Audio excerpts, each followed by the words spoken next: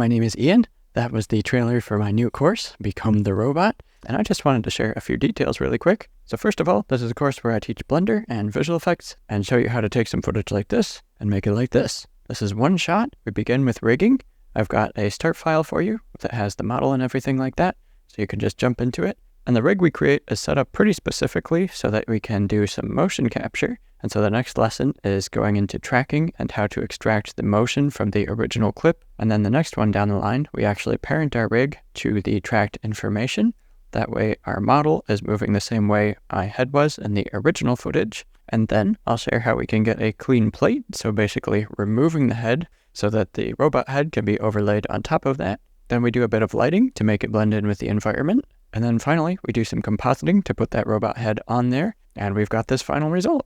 So this is a whole bunch of information that I'm super excited to share you. It's about 100 minutes, so not too long, not too short. It goes really in depth on a lot of things that I just can't really cover very well on YouTube, just because YouTube doesn't really work very well with this format. But yeah, that's the quick breakdown on Become the Robot course. I'm guessing it'll be pretty easy to find a link to buy it somewhere. Have a good one.